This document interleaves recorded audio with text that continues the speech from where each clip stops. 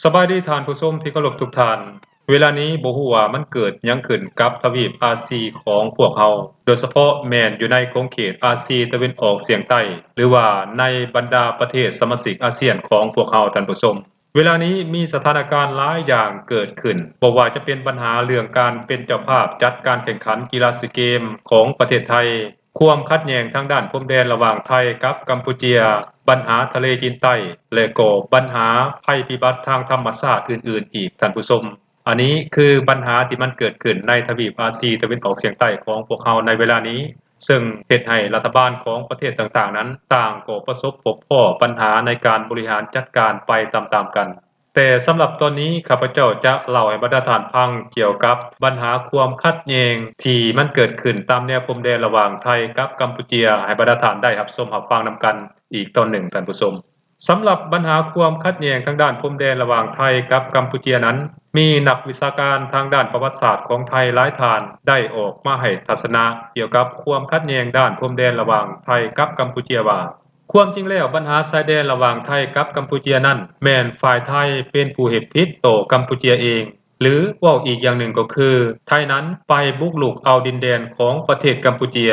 ไทยอยากได้ของกัมพูเชียมาเป็นของตนเองทั้งที่ความจริงแล้วมันเป็นของกัมพูเชียอันนั้นคือนักวิชาการไทยซึ่งเป็นนักวิชาการทางด้านประวัติศาสตร์ได้กล่าวไว้การปักปันเขตแดนและการตกลงเห็นดีร่วมกันระหว่างไทยกับกัมพูเชียนั้นแม้นได้สำเร็จเสร็จสิ้นนับตั้งแต่สมัยฝรั่งกับสยามได้ตกลงร่วมกันพุ่นโดยได้กำหนดเอาแผนที่มาตราส่วน1/200,000เป็นหลักแต่เมื่อฝรั่งได้หมดอำนาจในคงเขตนี้แล้วไทยเองก็ได้กำหนดแผนที่มาตราส่วน1/50,000ขึ้นมาแทนโดยได้รับการช่วยเหลือจากสหรัฐอเมริกา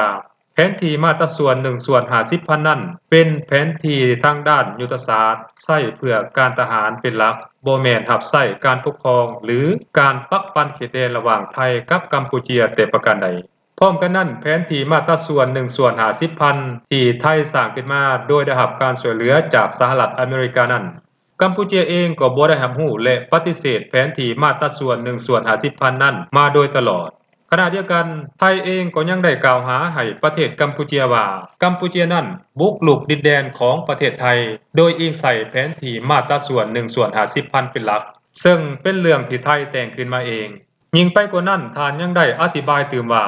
วาทกรรมเสียดินแดน14ครั้งในประวัติศาสตร์ไทยที่ได้นำไปสั่งสอนลูกหลานหรือว่าสั่งสอนคนรุ่นใหม่ของไทยนั้นมันเป็นวาทกรรมที่ลวงโลกและหลอกลวงคนไทยด้วยกัน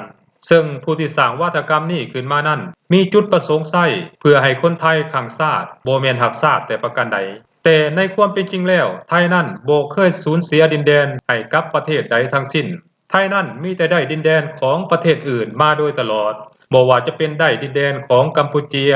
ได้ดินแดนของอาณาจักรลาวลันซางหรือประเทศลาวในปัจจุบันได้ดินแดนจากประเทศมาเลเซียและได้ดินแดนจากประเทศพม่าไปไว้ในครอบครองนั่นเองเพราะถ้าอิงตามหลักฐานทางด้านประวัติศาสตร์ของอาณาจักรอยุธยาและสุโขทัยแล้วแผ่นดินของสยามก่อนจะเปลี่ยนมาเป็นประเทศไทยนั้นมีเพียงกำมือเดียวเท่านั้นเองท่านผู้ชมส่วนว่าท่านใดบ่เชื่อที่ข้าพเจ้าได้อธิบายไปนั้นก็ลองไปศึกษาเบิ่งประวัติศาสตร์ของหลายชาติมาประกอบใส่กันแล้วท่านจะรู้ว่าประวัติศาสตร์ของไทยนั้นเป็นประวัติศาสตร์ที่คมเพิ่นย่อโต